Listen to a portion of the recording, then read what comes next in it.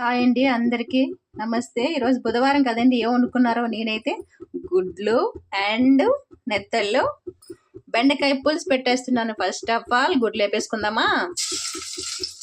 పసుపు కలపానండి గుడ్లకి పేలకుండా ఉండడానికి. First of all గుడ్లు వేపేద్దాం. మీరేం వండుకున్నారండి? నేను సిమ్లో పెట్టుకున్నాను, తులుతుందని. అయితే బాగా ఫ్రై చేసేయాలి. నేనైతే 6 eggs తెచ్చానండి, అందులో ఒకటి పగిలిపోయింది ఇచ్చేస్తున్నారు. అందుకని నేను ఏం చేశానంటే అది పక్కన పెట్టేశాను.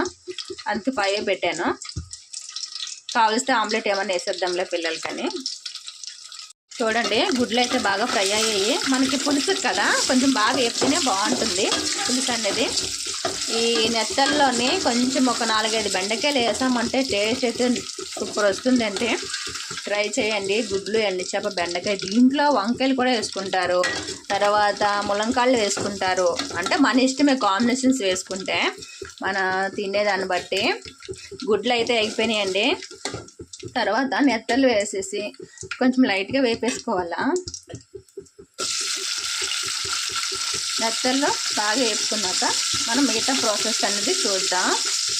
అయితే కొంచెం బాగా ఫ్రై అయిపోతే సరిపోతుంది. నెత్తలు అయితే అయిపోయినాయి చూడండి.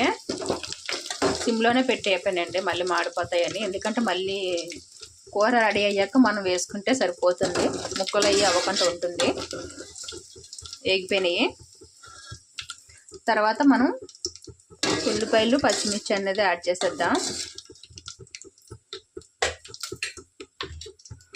ఉల్లిపాయలు, పచ్చిమిర్చి వేసేస్తున్నాము. ఇవైతే ఇంకా కొంచెం సిమ్లో పెట్టుకొని వేసుకుందాం. బాగా ఫ్రై అవుతాయి.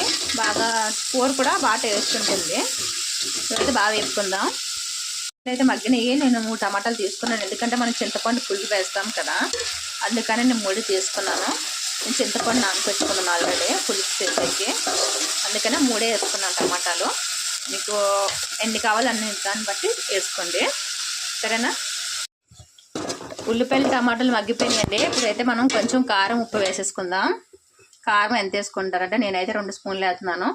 మీరు ఇంట్లో ఎంత తక్కువ తిన్నవాళ్ళు తక్కువ తింటారు, ఎక్కువ తిన్నవాళ్ళు ఎక్కువ తింటారు. దాని క్వాంటిటీ చూసి వేసుకోండి. నాకైతే 2 స్పూన్లు సరిపోతుంది. మసాలా కారమేనండి ఇది. నేను ఇంకా మసాలాలు ఏమి వేయను దీంట్లోకి. మసాలాలు అవి అయితే అంత టేస్ట్ ఉండదు, ఎందుకంటే నాకు కారంలోనే మసాలాలు ఉంటాయి కాబట్టి.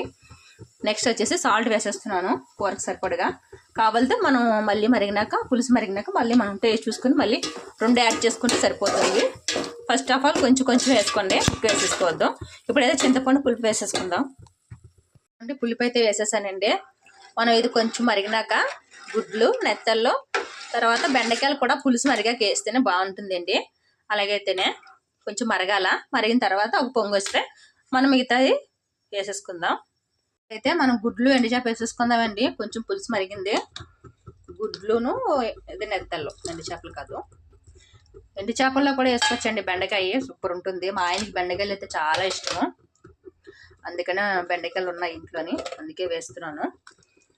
ఇప్పుడైతే పులుసు మనకి ఎంత కావాలో అది చూసుకొని మరగబెట్టేసుకుంటే సరిపోతుంది. ఒక్కొక్కరికైతే 2 పొరలు స్విచ్ చేసేసుకుంటారు కాబట్టి 2 పొరలకి. నేనైతే 2 పొరలకి చేస్తానండి. ఎందుకంటే ఫస్ట్ ఎక్కువ కూర వండేస్తాను, అందుకుంటే ఈవినింగ్కి. లేకపోతే నా సాయంత్రం టిఫిన్ ఏమైనా ఉంటుంది కదా, టిఫిన్ ఏమైనా అడ్జస్ట్ చేసేసుకుంటాము.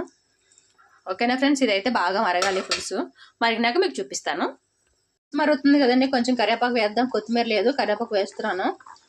పచ్చి కరివేపాకే స్మెల్ అయితే బాగా వస్తుంది, అందుకని ఇప్పుడే వేసాను మరిగేటప్పుడు. ఇంకా మరగాలి, కూర పులుసు అయితే మరగాలి. ఇంకా గుడ్లు, బెండకాయలు, నెత్తళ్ళు పులుసు రెడీ. పులుసు అయితే రెడీ అయిపోయిందండి. చూడండి, సిమ్లో పెట్టి నేను మరగపెట్టాను. పులుసు అయితే సూపర్ ఉంటుంది. కొంచెం తిన్నవాళ్ళు కూడా అన్నం కొంచెం ఎక్కువ తింటారు నాకు తెలిసి, ఎందుకంటే చాలా బాగుంటుంది. టేస్ట్ చేయండి, టేస్ట్ చేసి కామెంట్ చేయండి. ఓకేనా ఫ్రెండ్స్, బాయ్.